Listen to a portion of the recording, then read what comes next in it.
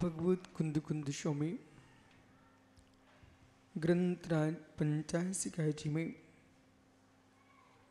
ध्रुव ज्ञायक स्वामी भगवान आत्मा की सही स्वरूप का व्याख्यान कर रहे हैं। प्रत्येक द्रव्य पारणामिक भाव से युक्त है,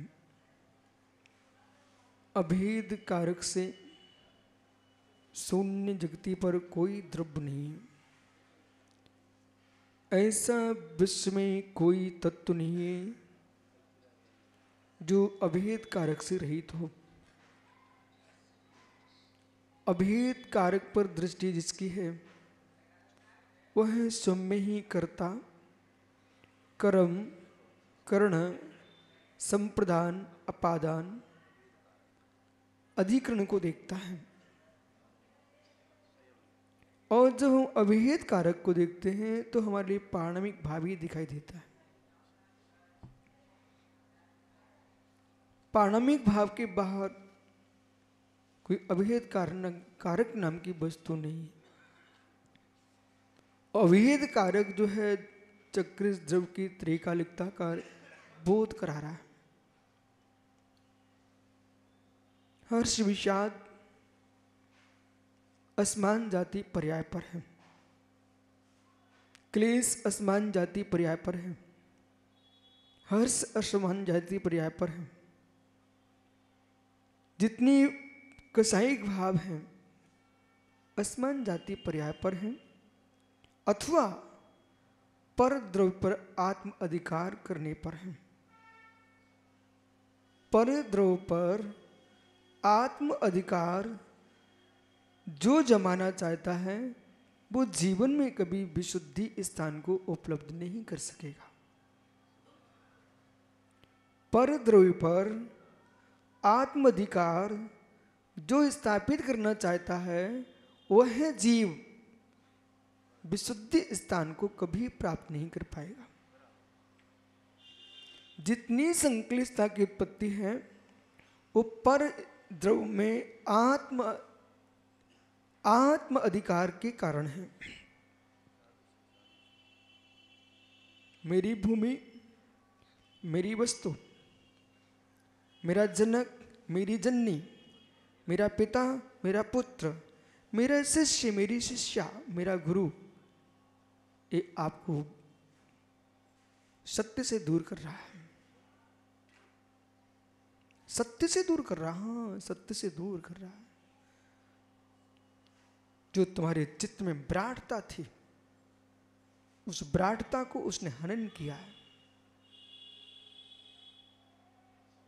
एक क्षण शून्य होता है जब साधक संबंधों से, तो उसको अभेद कारक पर दृष्टि जाती है। असमान जाति पर्याय में संबंध कारक स्थापित होता है। महात्मा चक्र जी यानी भिन्न कारकों पर, संबंध कारक पर, संबंध कारक पर जो दृष्टि है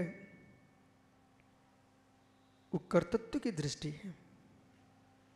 असमान जाति पर्याय पर जो संबंध स्थापित होगा वो संबंध कारक है, संबंध कारक है। इस संबंध कारक में आपको अपादान कारक स्थापित कर देना चाहिए। व्याकरण के हिसाब से आप जिनागम के गुण द्रव्यानुयोग को कैसे समझ सकते हैं? और जैसे कि स्कूल में, विद्यालय में अलग अलग सब्जेक्ट हैं, मतलब विषय हैं। सामान्य रूप से सभी विषयों को जानता है छात्र अथवा अध्यापक। विशिष्ट अधिकृत किसी विषय पर विशेष अधिकार प्राप्त की है तो वह मात्र अपने विषय पर ही दृष्टिपात करता है। ऐसे ही जो जीव द्रव्यानुयोग की गूढ़ता में प्रवेश करना है उसके लिए द्रव दृष्टि को चारों ओर से देखना है। कर्णान्योग की पद्धति में द्रव दृष्टि, चरणान्योग की पद्धति में द्रव दृष्टि, प्रथमान्योग की पद्धति में द्रव दृष्टि, द्रव्यान्योग की दृष्टि में द्रव दृष्टि और व्याकरण से द्रव दृष्टि। शुभ्र सागरी व्याकरण का भी अपने आप में दार्शनिक विशाल पक्ष है उसका। व्याकरण का बहुत बड़ा दार्शनिक पक्ष है। चक्रिस ने जैनेन्द्र व्याकरण पर काम किया। हमने इस बालक से कहा, बेटा कुछ भी हो जाए तुम काम छोड़ना मत। आचार्य पूज्यपाद स्वामी ने, राकेश साहब, आचार्य पूज्यपाद स्वामी ने आपकी जैन दिगंबर परंपरा में इकलौते आचार्य हैं, इकलौते आचार्य हैं जिन्होंने विश्व के धरातल पर वैयाकरणों में एक प्रसिद्ध नाम हासिल किया है। ऐसा कोई वैयाकरण नहीं होगा जो पूज्यपाद के जैनेन्द्र व्याकरण की बात न करता। पाणि के अधूरे ग्रंथ को पूर्ण किसी ने किया है तो पूज्यपाद स्वामी ने किया है। जैनेन्द्र बुद्धि जिनका नाम हो, आचार्य पूज्यपाद का नाम था जैनेन्द्र बुद्धि। पूज्यपाद, देवनंदी, 3 नाम इनके हैं। तो आचार्य जैनेन्द्र बुद्धि ने जैनेन्द्र व्याकरण लिखा। जैनेन्द्र व्याकरण लिखते समय उन्होंने न्याय का ध्यान रखा। सिद्धिरनेकांताश्च, उनने सूत्र अपना पहले क्या लिखा? सिद्धि रनेकांताश्च। जो भी सिद्धि होगी वो अनेकांश से होगी। यानी व्याकरण का सूत्र लिख रहे हैं, वो व्याकरण के सूत्रों में सिद्धि रनेकांताश्च, अनेकांश से सिद्धि होगी। अब जो शब्द है, शब्द है, शब्द है पुद्गल की पर्याय। वो शब्द पुद्गल की पर्याय, ध्यान दो कि आप उससे कितने प्रभावित हो।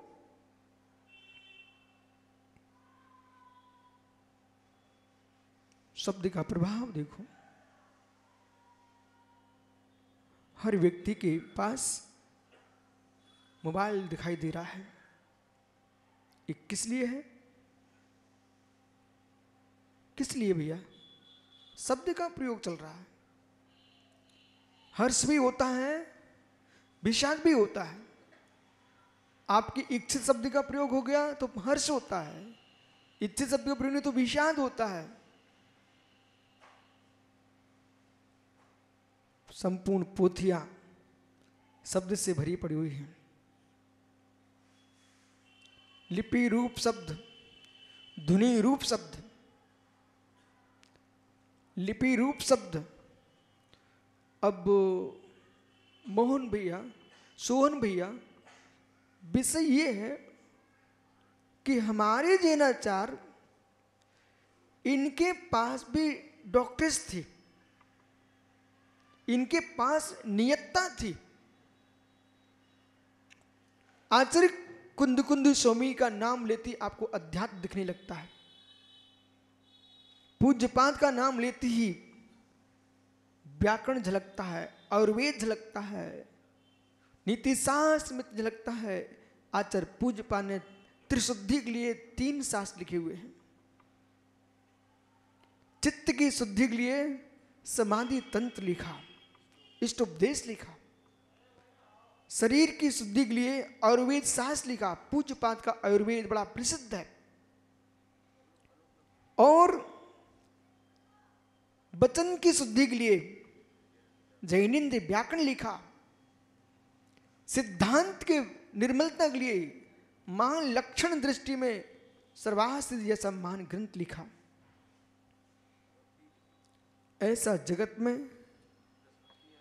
कोई भी जैन अजैन विद्वान नहीं होगा आयुर्वेद का जो पूज्यपाद को न जानता हो।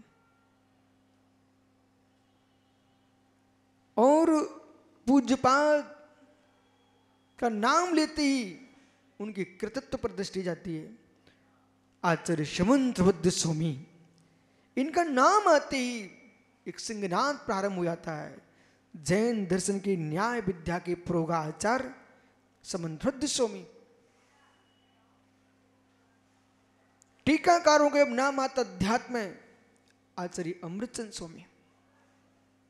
सरल टीका देखें आचार्य जयसेन स्वामी। और जब हम सिद्धांत की टीका पर दृष्टि जाती है तो आचार्य कलिकाल सर्वज्ञ आचार्य वीरसेन स्वामी। इन लोगों की प्रज्ञा जो थी, मानव मस्तिष्क वर्तमान का कंप्यूटर। बढ़िया जी, आप किसको उच्च मानते हैं? मानव मस्तिष्क अथवा वर्तमान का कंप्यूटर? आप दोनों में से तुलनात्मक अध्ययन करेंगे तो आप अधिक नंबर किसे देंगे? मानव मस्तिष्क। क्योंकि कंप्यूटर एक पौद्गलिक वस्तु है। इस पौद्गलिक वस्तु को कंप्यूटर रूप प्रगमन कराने की सामर्थ्य कंप्यूटर में नहीं थी, ये मानव मस्तिष्क में ही थी। अब यह एक विषय पकड़ना बहुत गंभीर, क्योंकि आज हमारे कारक का विषय पूरा मानव मस्तिष्क कितना विराट है। सुब्रत सागर जी, यदि किंचित भी आप जैन मुनि दयावान हो, अपने उपदेशों में इस बात को विश्व को संकेत करो कि आप जो है जड़ के भृत्य क्यों बनने जा रहे हो। फिर से कहता हूं, महात्मा सुब्रत सागर जी किंचित भी दयाशील हो तो विश्व के धरातल पर इस बात को सूचित करो कि मित्र, आप जड़ के भृत्य क्यों बनने जा रहे हो। जड़ के भृत्य। भौतिक विज्ञान पर जो 24 घंटे जी रहा है वो जड़ का नौकर है। भौतिक विज्ञान पर जो 24 घंटे जी रहा है वो जड़ का नौकर है। कैसे? एक मोबाइल है मित्र, जो कुछ करना आप उसको देख के कर रहे हो। एक कंप्यूटर, जो कुछ करना था उसको देख के कर रहे हो। और मालूम चला जब सोहन लाल बढ़ियाता अध्ययन करते थे तो इनके पिताजी बही खाते भी नहीं बनाते थे, उनको सब याद रहता था और बड़े बड़े हिसाब गणित लगा लेते थे। आज सोहन लाल का पोता, यदि उसको कहो बेटा लघुत्तम महत्तम गुणनफल घनफल वर्गमूल वर्गना बाकी जोड़ गुणनफल ये सब क्या है, तब कहता है दादाजी कैलकुलेटर दो मुझे। क्या बोलता बच्चा? बोले दादाजी मुझे क्या दो चक्रेश? कैलकुलेटर दो मुझे। ओहो बेटे, ओ बेटे तू क्या बोल रहा है? जिसे प्रज्ञा ने भौतिक द्रव्यों का प्रयोग किया है, उन भौतिक द्रव्यों के पीछे तेरी प्रज्ञा नौकर बन गई। अब तू बिना कैलकुलेटर के हिसाब नहीं लगा पा रहा है। ओहो हो, बताइए बुद्धि बड़ी है कि घटी है?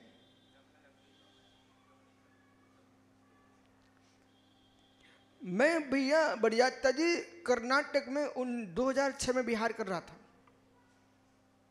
वहां पर मेरे से लोगों ने कहा आप यहीं पर रुको ना।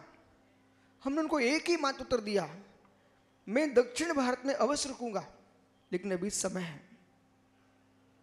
बिहार किया, 2 बार घूम के आ गया। खूब वहां के श्रावक बहुत अच्छे हैं, विशाल तीर्थ अपने, लेकिन मैं रुका नहीं।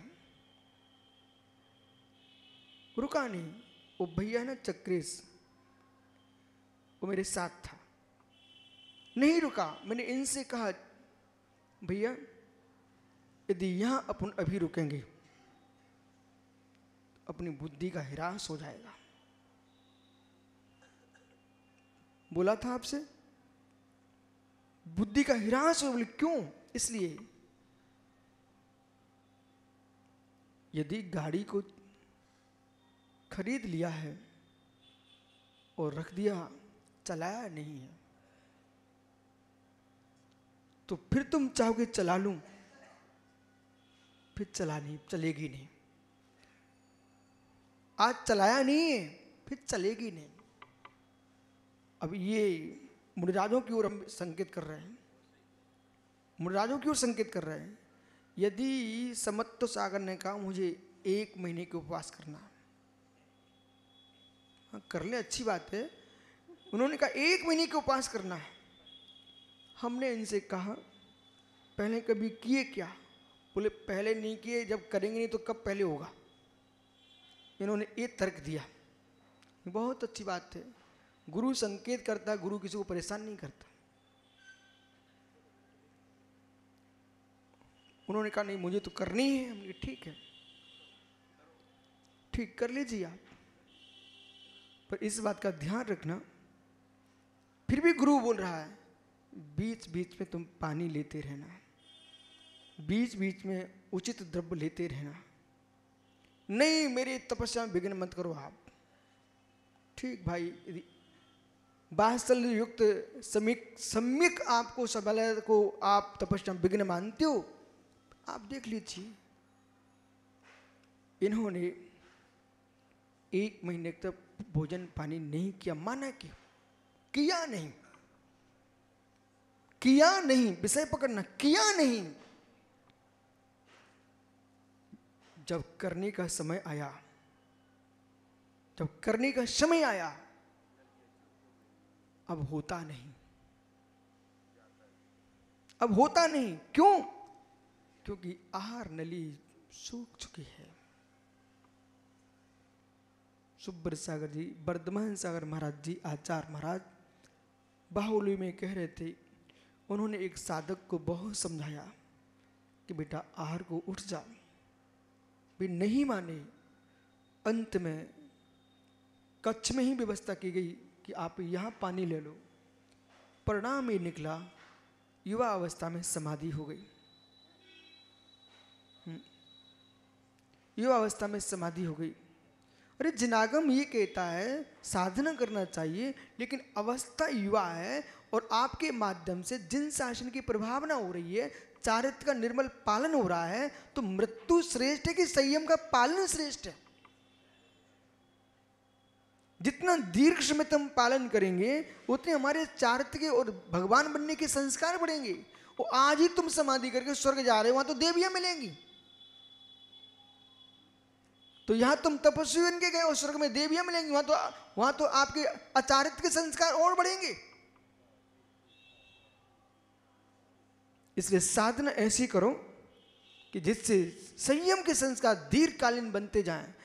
धन्य वे मुनिराज अल्प व्यय में दीक्षित हुए, 50 साल दीक्षा के हो रहे हैं, 60 साल दीक्षा के हो रहे हैं, ये बहुत अच्छे लोग हैं। बोले क्यों?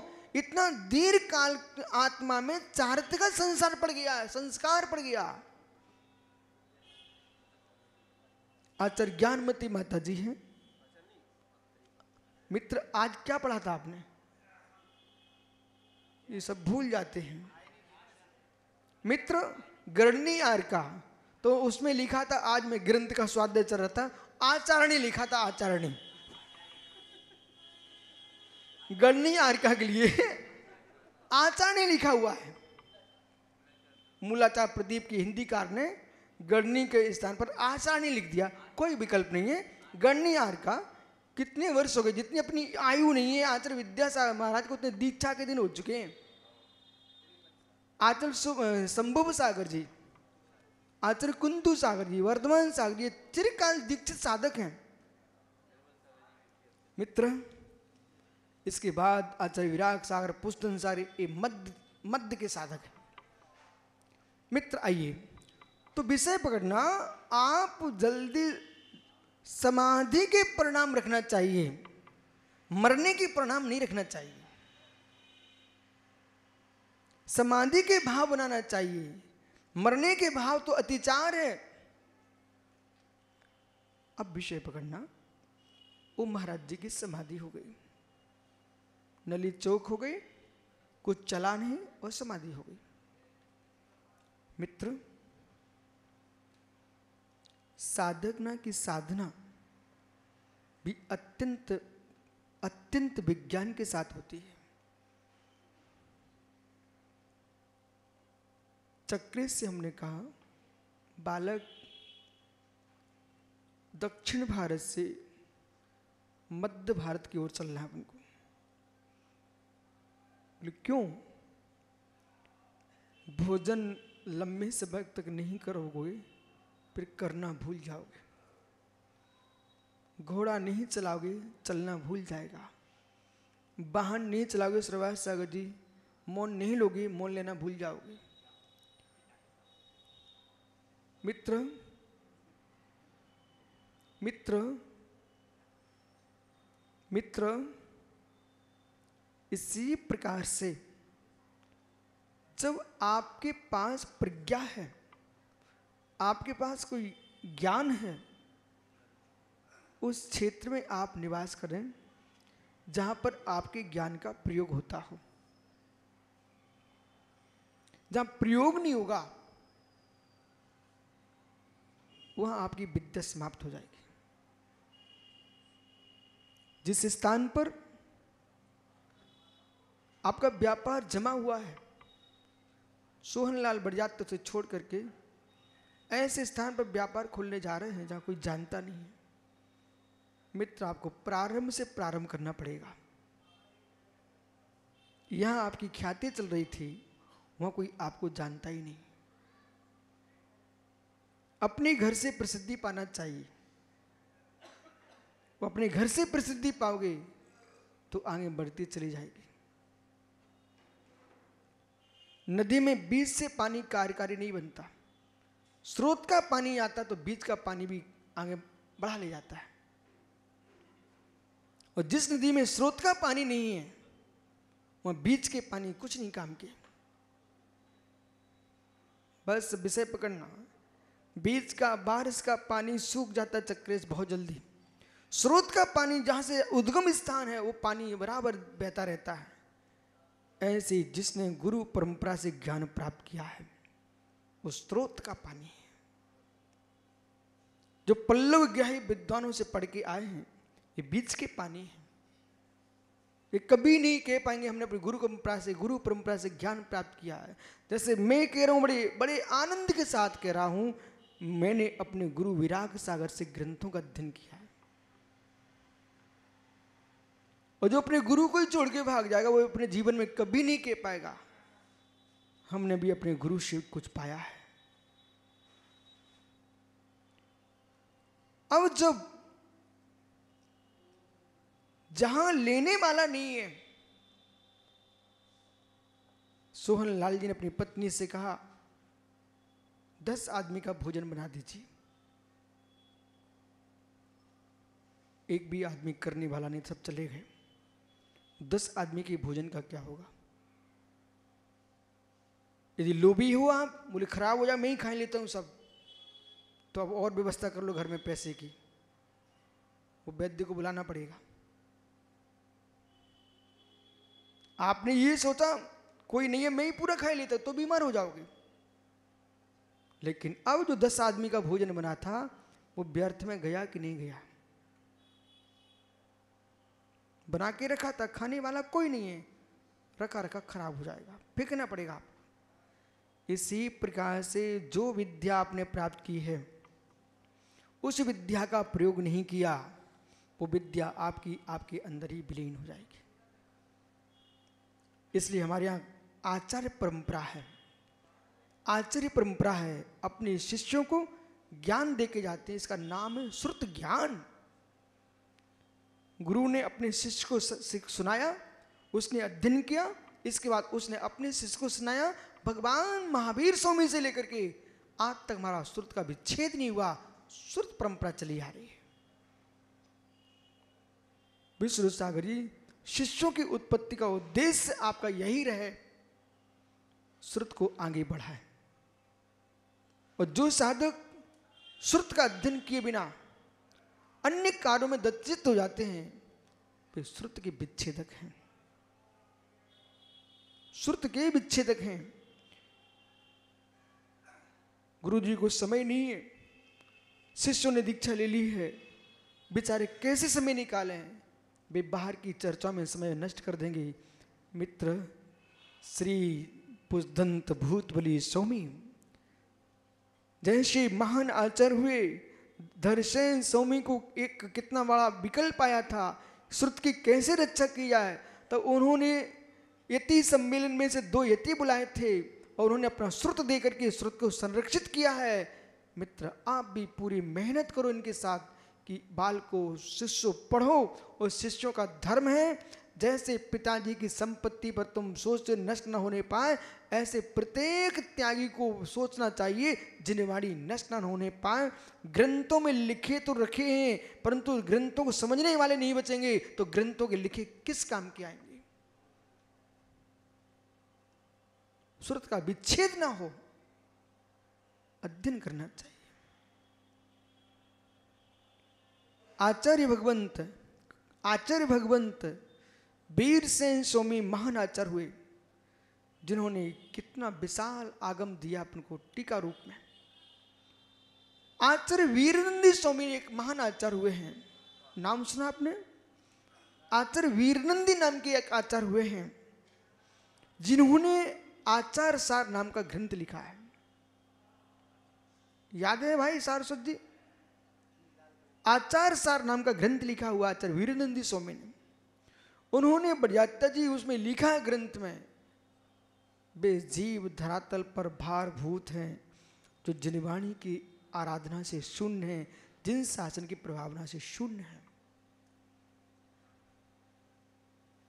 महान आचार्य हुए सिद्धांत वीरनंदी आचार्य।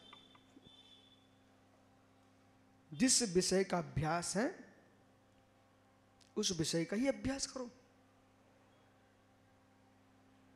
आवश्यकता नहीं है जो नहीं जानते उसमें हम बुद्धि लगाएं, नहीं समझ में आ रहा कोई बात नहीं है, जो समझ में आ रहा है उसको पढ़िए आप। प्रथमन योग में मन लगता है प्रथमन योग पढ़िए आप, लेकिन समय बाहर मत लगाइए, समय बाहर मत ले जाओ। आपके बगल में आ रहा है, ओहो हो, क्या सरस्वती भवन है वहां पर, सिद्धांत भवन आरा, पूरे देश में प्रसिद्ध है, लंदन तक प्रसिद्ध है। अब सोचो वहां से विद्वान आ रहे हैं, पर आरा वालों से कहना उनका मंत्री बैठा यहां पर, भाई मंत्री आरा समाज, लंदन से लोग आरा के सिद्धांत भवन को निहारने आते हैं, मित्र तुम बगल में एक दिन तो चलाया जाए कर। बिराजो, आइए अपने विषय को देखो। क्यों मैं कर्नाटक से वापस आ गया? आचार्यों की भूमि है दक्षिण भारत, आगमों की रक्षा भूमि दक्षिण भारत, अखंड दिगंबरत्व को अखंड करने वाली भूमि है दक्षिण भारत। गोमटेश बाहुली ऐसी एक प्रतिमा है, सारे देश के जैनियों को एक कर देती है। फिर भी मैं लौट के आया। क्यों आया? उसका उद्देश्य मेरा इतना था, विश्व सागर जी मित्र, गाय के थन से बछड़ा लगे तो गाय पला जाती है।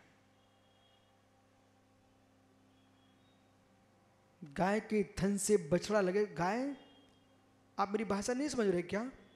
गाय के थन से बछड़ा लगे, सूखे थन, और बछड़ा चूसने लगता तो भर जाते हैं, पला जाती है, बाल्टी भर के दूध देती है गाय। यानी जिस गाय का बछड़ा खत्म हो जाए और कोई पलाने वाला ना हो तो आंचल सूख जाते हैं गाय के। जिस गुरु के पास बछड़े जैसे शिष्य ना हो तो गुरु का ज्ञान सूख जाता है। गुरु के ज्ञान को हरा भरा रखता है शिष्य। एक आचार्य महाराज दक्षिण भारत में मुझे मिले, उनकी आंखें सजल थी, याद है चक्रेश? उन्होंने क्या बोला था? बोले विश्व सागर जी, आपकी विद्या का तो प्रयोग हो रहा है, मेरे पास कोई योग्य शिष्य नहीं है हम अपना ज्ञान दे सकें। ये सब पढ़ने वाले लोग थे हमारे पास। इसलिए यदि पैसा देके पढ़ाने को मिले तो पढ़ाने लग जाना। लोग तो ये सोचते हैं पढ़ाएंगे तो पैसा मिलेगा। मैं यूं कह रहा हूं, आपके पास विद्या है, कोई नहीं ले रहा है, और राकेश साहब पैसा देके भी तुम्हारी विद्या का प्रचार हो तो उसे पैसा देके तुम उसको प्रचार करना, नहीं तो मेरे मित्र आपकी विद्या विलीन हो जाएगी।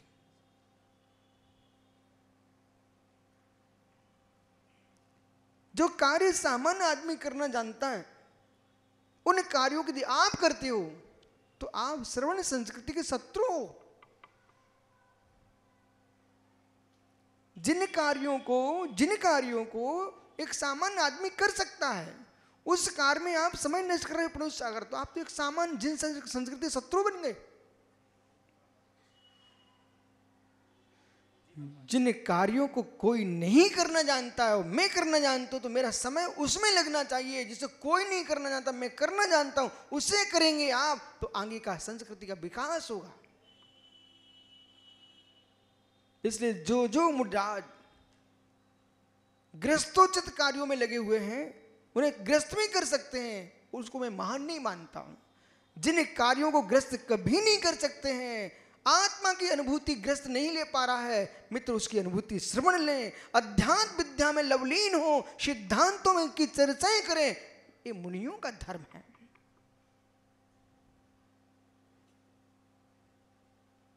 बराबर। इसलिए भैया विष्णु सागर अपने शिष्य श्रेय के गुरु बन के ही नहीं रहना, उसे भी अपने गुरु मान के चलना। वो आपको पढ़ा रहा है, वो आपको पढ़ा रहा है। बालक अपना शिष्य मान लेना, उन्हें भी तुम्हारे गुरु हैं।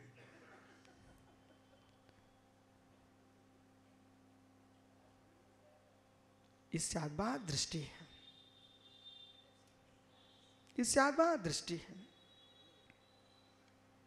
इसलिए भैया मैं वहां से बिहार करके मध्य भारत में मध्य प्रदेश में आ गया। क्यों? वहां बछड़े बहुत हैं। आचार्य विद्यासागर महाराज जी, आचार्य विराट महाराज जी बुंदेलखंड में गए, बाहर ही नहीं निकलते। बोले क्यों?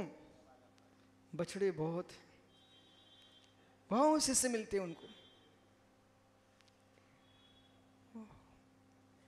ज्ञानी बछड़े बहुत, वहां विद्वान लोग हैं, और जब विद्वान प्रश्न करेगा प्रणोद सागर जी बताओ समझाओ ये क्या है, तो उनको सोचना पड़ेगा, ये अब तो पढ़ना पड़ेगा, अब तो अध्ययन करना पड़ेगा, अब तो अध्ययन करना पड़ेगा।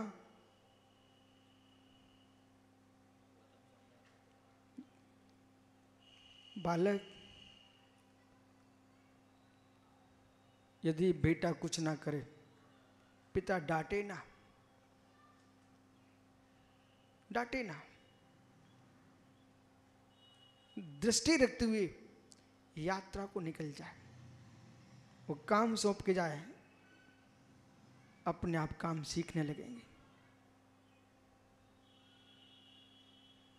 काम सौंप जाओ, पर दृष्टि रखना, बिगाड़ के ना रख दे, काम सीख जाएंगे। और ज्यादा पिताजी को ताने बाने देते हो, उनकी शादी करा दो, संतान होगी तो उनको पिता का ज्ञान हो जाएगा। अब तुम पिताजी को ताने बाने नहीं दे पाओगे। विष्णु सुब्रत सागर जी, कुछ लोग ऐसे होना चाहिए, ऐसे महाराज होना चाहिए, ऐसे महाराज होना चाहिए, उसको कुछ मत कहना, आओ बेटा तुम महान हो, तुम्हें बैराग हो गया है, दीक्षा ले लो। और दीक्षा लेंगे समझ सा, फिर उनको अपने आप महाराज का ज्ञान हो जाता है कि महाराज कैसे होना चाहिए, अपने आप ज्ञान हो जाता फिर। इसलिए व्यक्ति को थ्योरी पढ़ाने के साथ प्रैक्टिस कराना चाहिए। जब प्रयोगात्मक दृष्टि में आएगा तब कहेगा कि मुनिचर्या कैसी होती है। जब तक प्रयोग नहीं करता तब तक मैं मित्र दूर से सोचता रहता कि ऐसा होना चाहिए, ऐसा होना चाहिए। जब प्रयोग करेगा तब कहेगा मित्र, भावों को संभालना, भव को संभालना और देह को संभालना, इन तीनों को संभालते हुए भगवान बनने की पद्धति, उसका नाम आचारांग सूत्र है।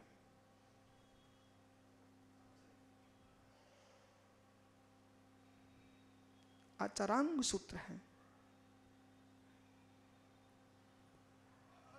यदि कोई पुरुष कहे ये युवा मुनि क्या कर रहे हैं, बेकाम है, दूर हैं, तब तक आप कह सकते हो पास में आना।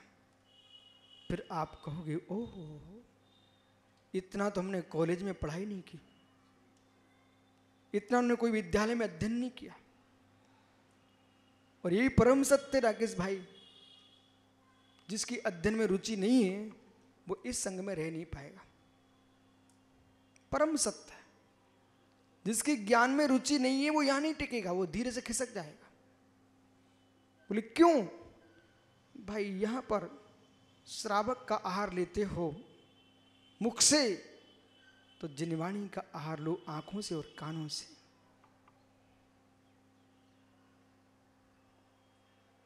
प्रमादियों को यहां पर स्थान ही नहीं, और रुक भी गए तो बेचारों कोई कीमत नहीं होगी।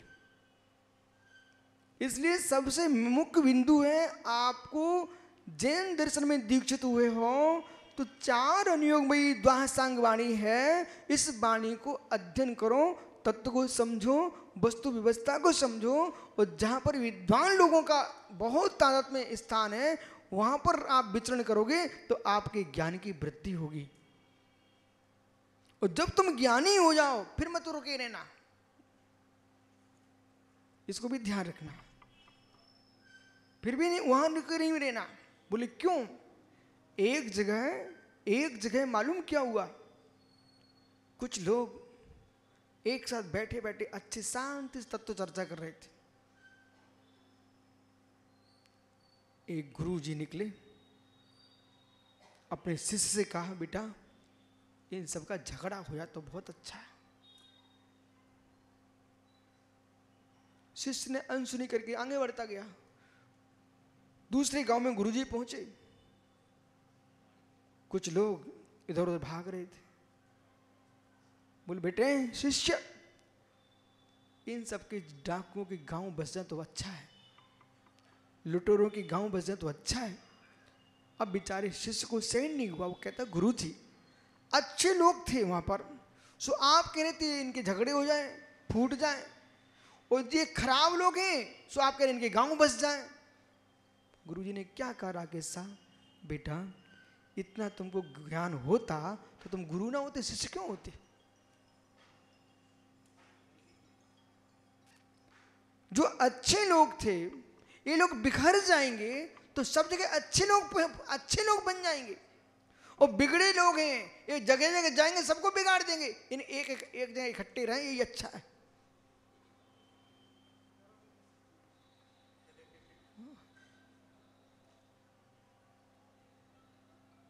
समझ में आ रहा है? नीति सुनीति के साथ सिद्धांत समझो। आत्मसंवित्ति लेना चाहिए,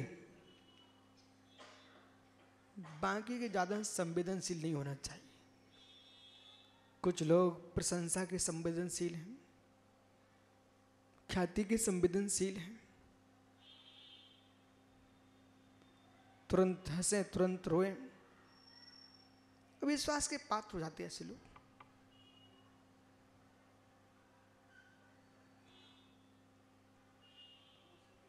गंभीर जीवन जियो। बचपना 1-2 साल की मां की गोद में ही अच्छा लगता है, हर जगह बचपना अच्छा नहीं लगता। मां जिनवाणी के आंचल में बालक बद तो रहना, बालक वृत्ति नहीं करना,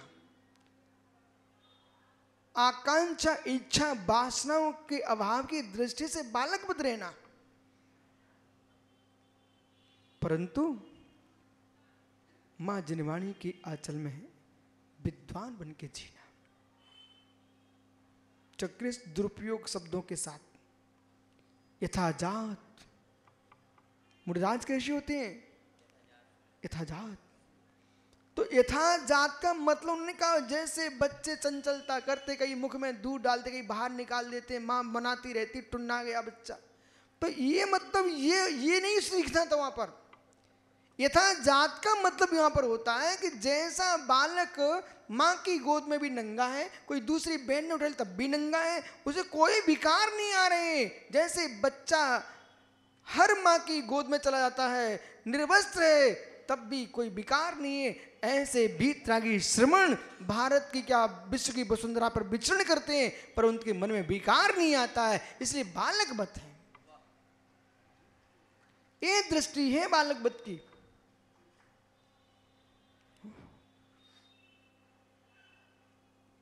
कारक, संबंध कारक से आत्मरक्षा करो। अंकुश, दीक्षा के पहले ही तुमको शिक्षा मिल रही है, कितनी गहरी बात है वो शिक्षा। संबंध कारक से आत्मरक्षा करो बेटा। संयमी बनने पर संयम का अनुभव करो, पर पंच की अनुभूति करोगे, संयम नहीं पाल पाएंगे। हेतु क्या बनता है? सुब्र सर आए क्या? भैया अपने गुरु भाइयों को एक बात समझाना, हम किसी मुनि की निंदा करें तो चारित्र मोहिनी कर्म का आश्रय होता है, सत्य है।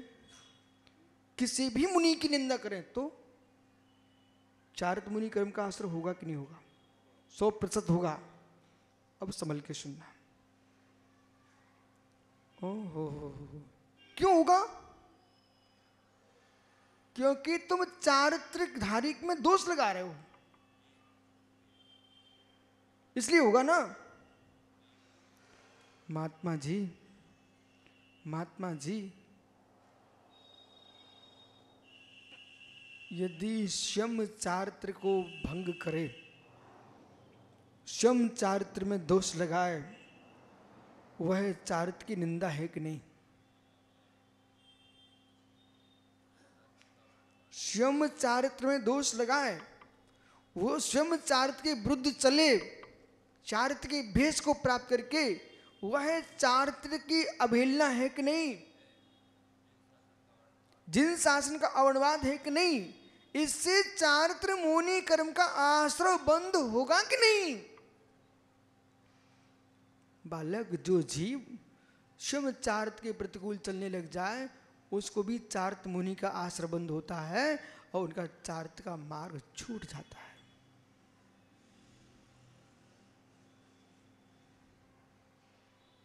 चक्रित चारित्र मुनि के स्थिति बंद कितना है? चारित्र मुनि का स्थिति बंद कितना है? सब पंडित बैठे हो, सोच लो तत्व सोच से। वो मेरे दर्शन मोहिनी का है, सप्तरी मोहिनी से। चारित्र मोहिनी का बोलिए। अनुत्तर सागर ठीक बोल रहे हैं क्या? चारित्र मोहिनी का बोलिए महात्मा जी, 30 नहीं है।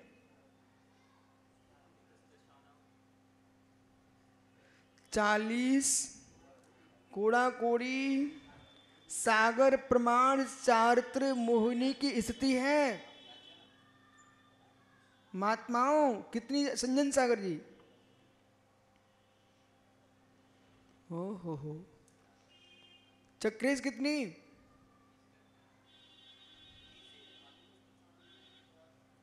मित्र पुनः विचार करो। सूत्र नहीं है इसमें, सूत्र नहीं है इसका, सूत्र दर्शन मुनि का है। अब आप इसमें खोजो 40 कोड़ा कोड़ी सागर प्रमाण। संजत सागर जी कितना है? ओहो, अनुत्तर सागर ये कितना है? हे मित्र 40 है, इसमें कोई शंका मत करो आप लोग। तुम सूत्र खोज रहे इसलिए नहीं मिल रहा है। वो दर्शन मोनी की है, सतपुत्र मोनी है सब। अब 40 गुणा कोड़ी सागर प्रमाण स्थिति है। हो भैया, जितनी आप सुन रहे हो, आप बड़े भाग्यवान जीव हो। रात्रि में भोजन करने का त्याग किया है तो मित्र मन मत करना। मन कर भी गया तुरंत तस्मिच्छा में दुक्कड़म करके कारुसर कर लेना, ये भाव मेरे न आए। और ये सोचा आपने कोई नहीं देख रहा, कर लो।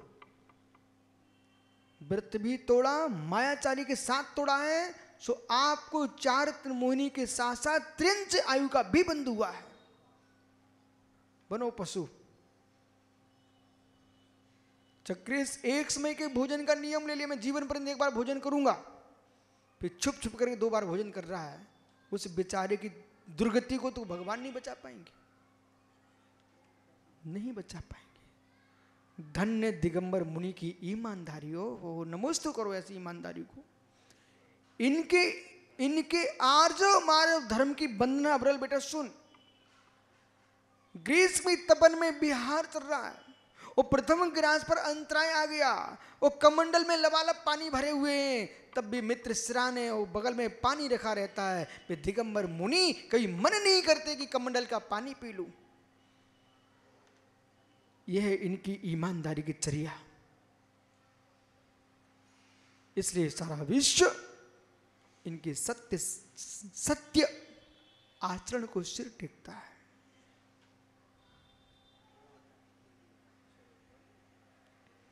कि पानी पीने का मन न करे विश्व सागर जी, यह है मुनि का सत्यार्थ धर्म।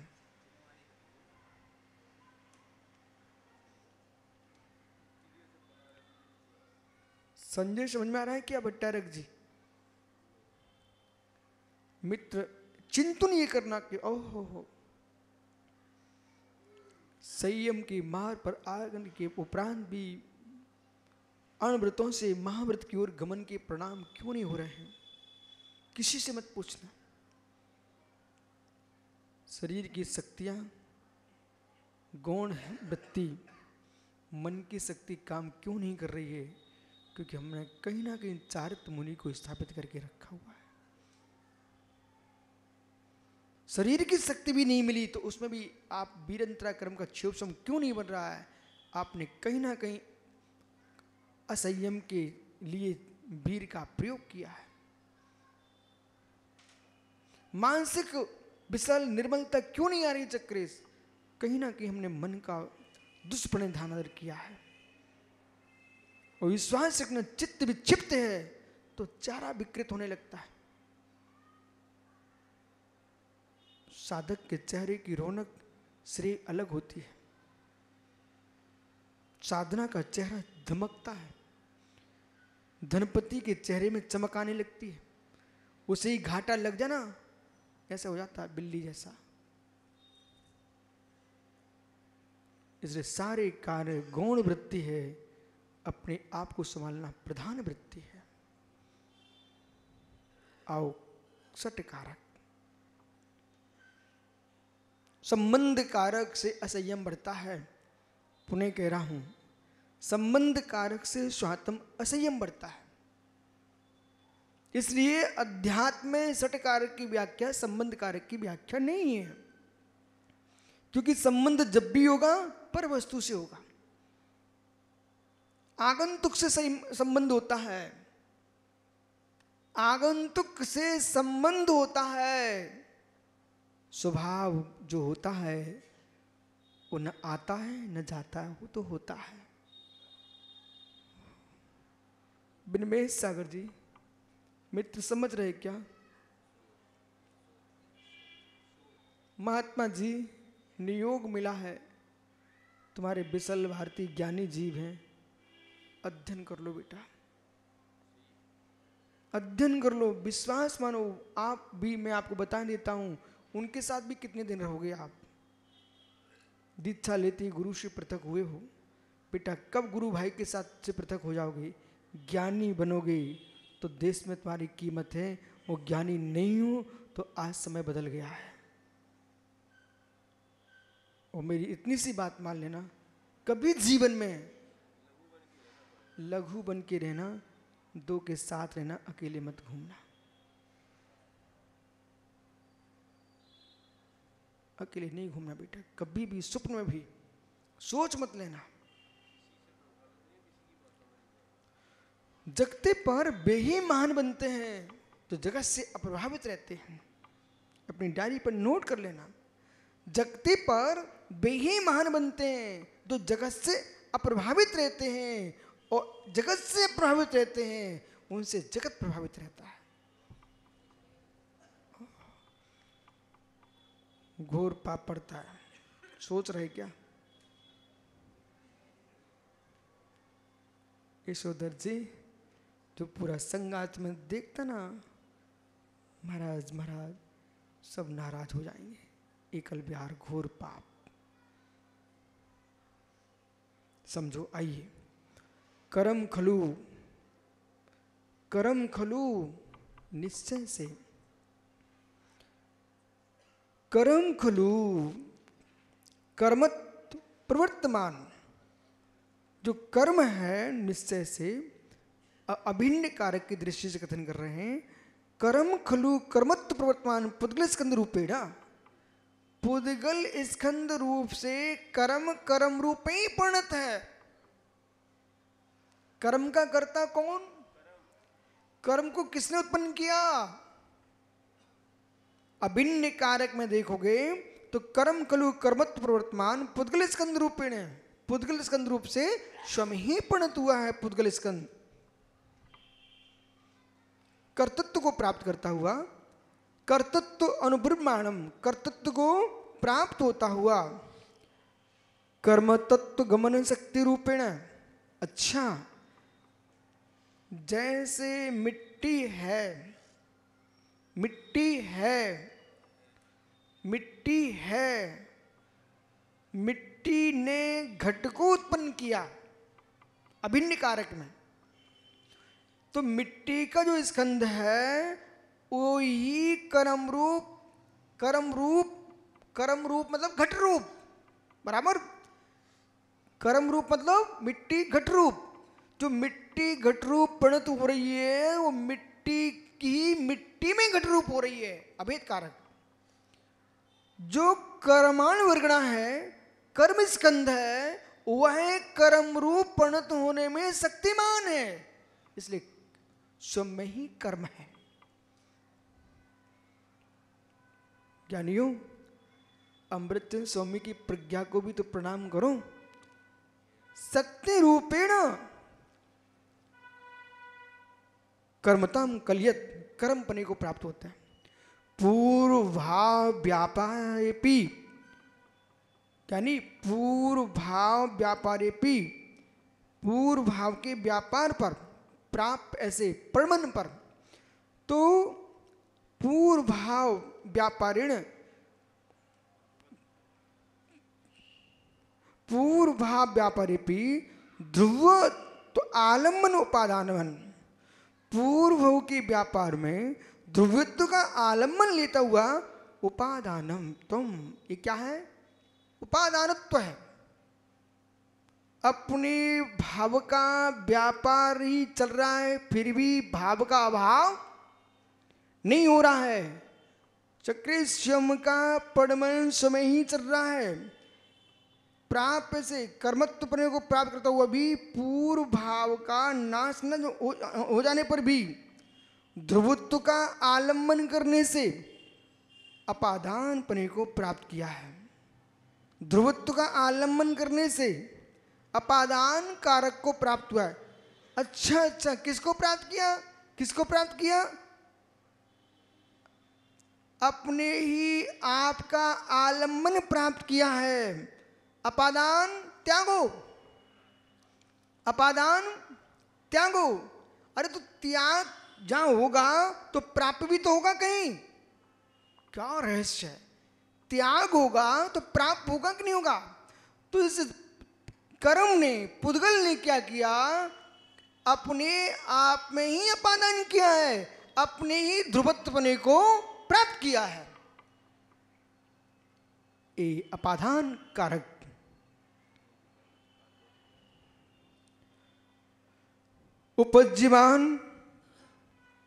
उपज्यमान प्रणमत रूप कर्मणा उत्पन्न हुए कर्म के लिए श्रीय मानतात उपढोत संप्रदानम।